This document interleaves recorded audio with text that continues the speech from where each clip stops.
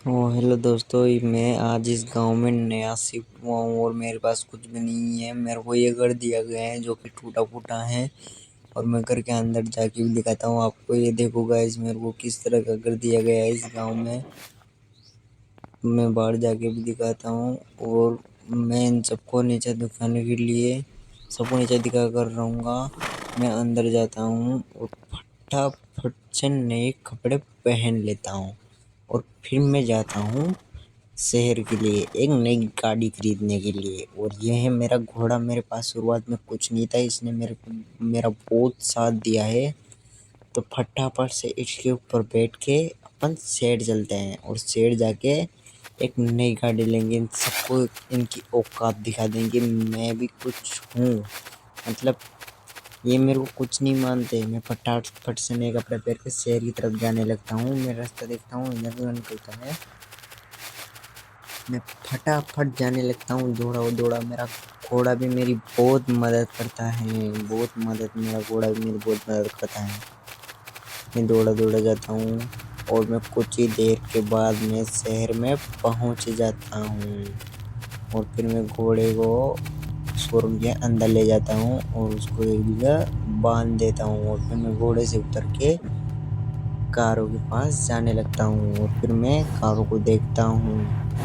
मैं पहले तो जाता हूँ डिफेंडर फॉर्च्यूनर कार के पास। फॉर्च्यूनर कार तो बहुत मस्त थी गाइस, देखो आप खुद ही। फिर मैं देखता हूँ थार रॉक्स को, जो कि थार रॉक्स भी बहुत अच्छी थी।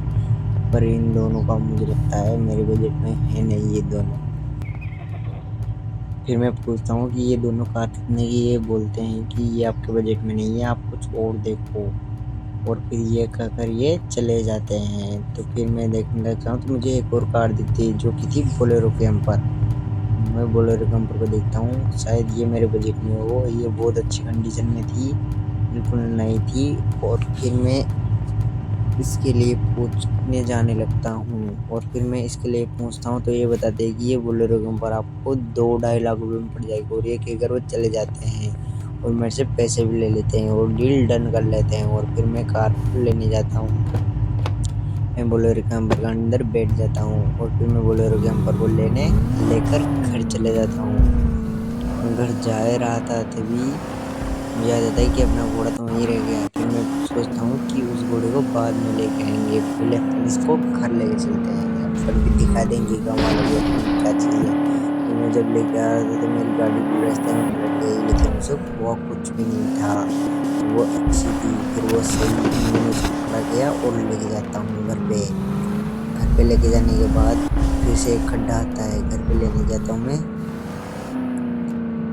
धीरे धीरे मैं जा रहा था क्योंकि अभी मुझे इतना एक्सपीरियंस नहीं था कि मुझे गाड़ी चलाना आती या नहीं।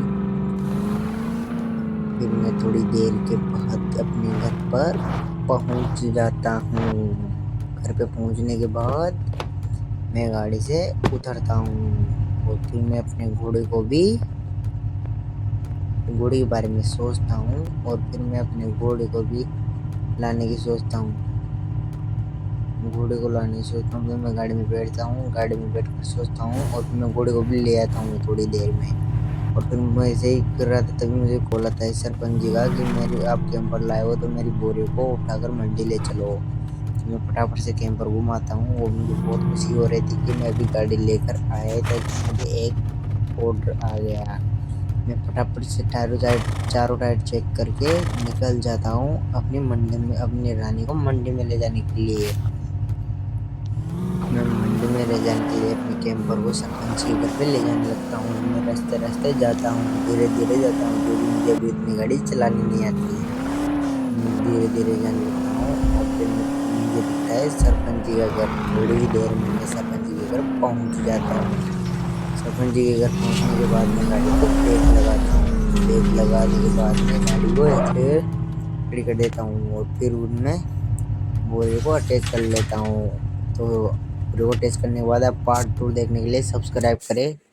पार्ट 2 भी जल्दी लेके आएंगे, तो बाय।